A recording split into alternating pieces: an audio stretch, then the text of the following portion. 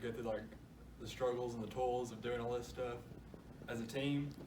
And I know that there was one specific day we were out in the field and we were trying to pull up the plastic that we had to put down, and I was so frustrated, and the people around me were just so supportive of me, and you know that they have your back. That's pretty cool. I think one of the biggest things that I liked about this process was being able to get to meet new people that knew a lot about what we were doing, and they were with us to support what we were trying to do in our cafeteria. It really meant a lot to me to see people out here working with us to grow food for the first time ever for our cafeteria. Well, for it to be our first time for the cafeteria, that was a huge accomplishment.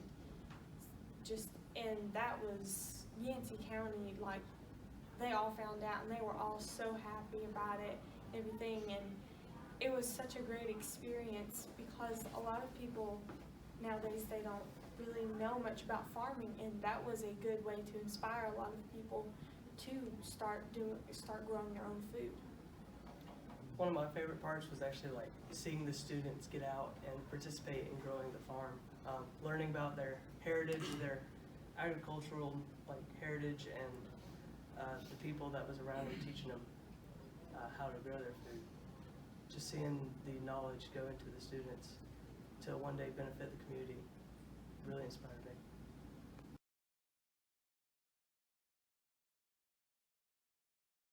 Thanks. So what, that day that the sweet potatoes were served in the cafeteria, for those of you who were involved in the growing of that, what was that like for you to see your classmates eating those? Well, my heart was racing, I would tell you. I was kind of nervous, to be honest. Not because I thought everything was going to go wrong, but you sort of feel like a parent, I guess. And you sort of you understand how hard it is to have somebody else's nutrition and their needs on your hands, and you sit there and you think about how much everybody has done for you, and you kind of really start to appreciate the fact that we come from a place where things are kind of they're not as really insecure. There's a lot of food insecurity in our town, but we come from a place where most people watch out for each other, and it gets you really thinking more like a global scale of a lot of people don't have what we have, and it kind of makes you really appreciate that. I feel like with the sweet potatoes being served in the cafeteria, it was really amazing because it was showing all the students in our high school and our community that this is what our school has done. This is something that has never been done before, and the fact that we got to be first to that, we got to serve the sweet potatoes, and we got to see all the kids enjoy the sweet potatoes was really amazing. As Gavin said, it was such a great experience. I was walking around during lunch, and the students, they were coming to me, and they were just like, "This is really good." I was like, "Awesome!" We were so excited that we were finally, we were able to contribute and put forth effort to the cafeteria and help them, and to show that the FFA and Seed Savers, we can do stuff to help other people, but also show that what we do can hopefully inspire other people. And it was just a great experience all around. So my perspective on it was it was so awesome to see our produce being put into the cafeteria. Just to know that I had put some labor into it, and that we grew it ourselves and we didn't have to get it from someone else. We were self-sustainable is very, very, I was very proud of it.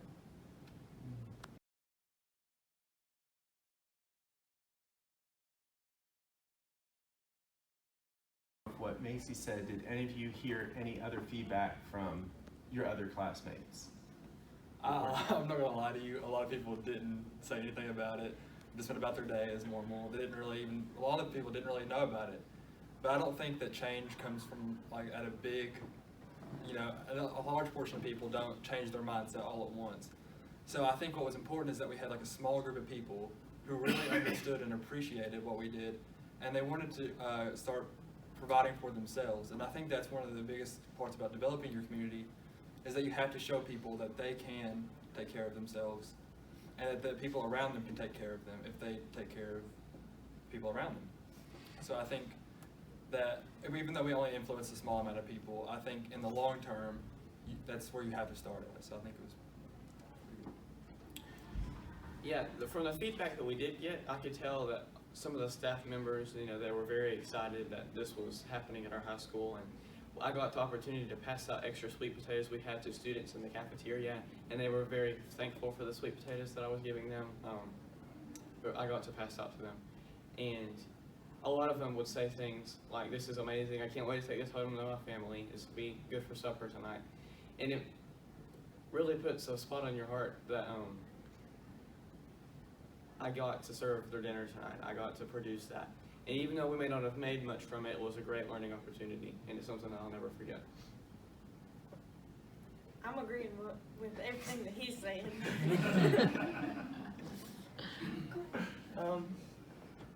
Yeah, all I got was really positive feedback from the people that did eat the sweet potatoes.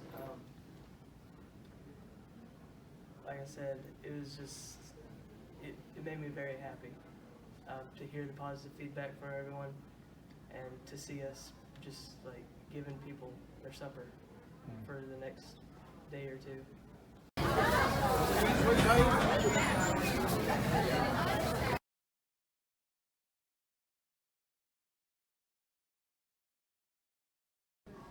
Okay, so of the projects that you participated in, what was the most, it's a two-part question, what was the most important for you personally, and what do you think was the most important part for the school? I think when you're talking about community development, I think one of the easiest ways to go about that is through agriculture.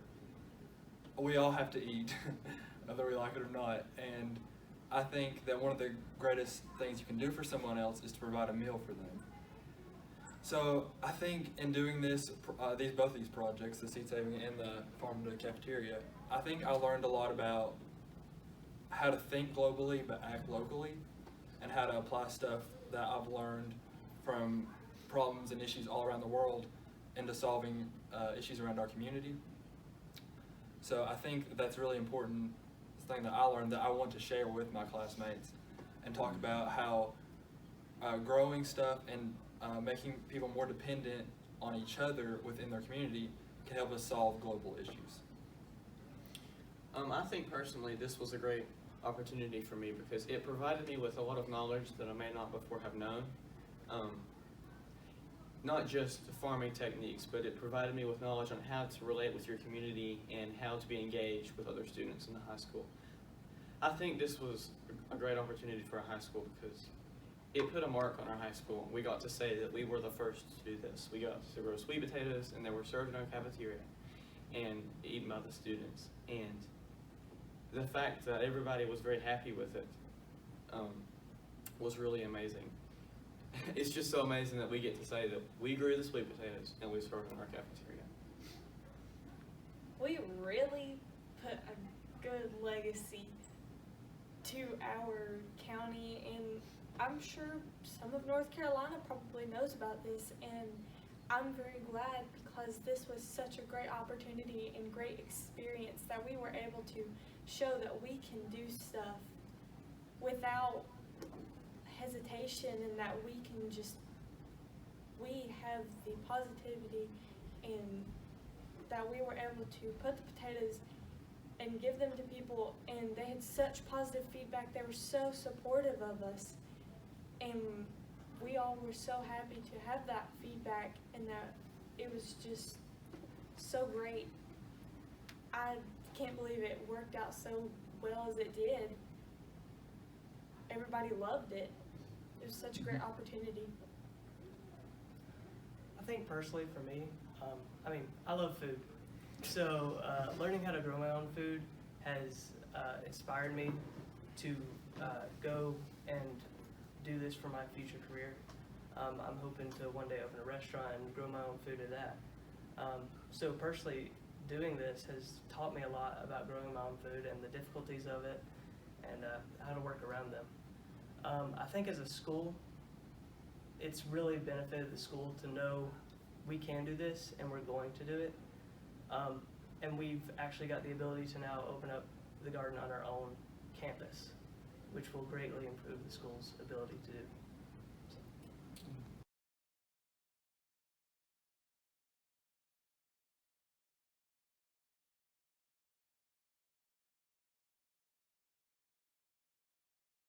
So, last question then from me. So if you guys pictured ideal future, fantasy world, what would serving student-grown food in the cafeteria look like? What would that scenario be? One of the coolest parts about the Seed Saving Project was that we got to go to people around in our community, and there's people like I knew, people I had never met before, and I got to take the information that they taught me and apply it to the things that we were doing at school. And I think this is something that I would love to see in the future, would be when we get our school farm up and going, is to have community members come into our farm and teach us like on site. And there's some kind of like where you had to work around some things to do that, but I think that that would be extremely valuable for the students to have hands-on experience with people who have been doing this their entire lives. And a lot of that information in these older people is going to go away soon, because like whether we like it or not, they're not going to be around for much longer. And they have extremely valuable wisdom, and I think that it's really important for us to do this as soon as possible and get all of their knowledge into the future generations. To see student-grown food in our cafeteria more often would be amazing. Even though it only happened once and we lost a lot of our produce along the way, I think that was a way for us to learn that we can do this. While it's going to take more work and more effort, student-grown food should become more common in the cafeteria. That would show people that the students really do care about what they're eating and how they're growing it. And I think it would also provide students with a way to know what's coming from the cafeteria, where their food is coming from, because I don't know about some of the things sometimes. Like I just don't, you don't know where it comes from. And it's really meaningful to see, and you know that you did that. And so I would hope to see much more student-grown food in the future. I would too. I would love to see anything that we can possibly grow successfully in the cafeteria, because that would drive people together, that would drive their motivation to farm, and most likely they would go home and start their own farm and want to help their family, and they could save so much money instead of going to the grocery store and buying their own food. This would save the school money. This would just be all around a positive look. It would make our school look amazing. It would make our FFA, our seed saving, it would make us look amazing, because we were able to do something that nobody was able to do before.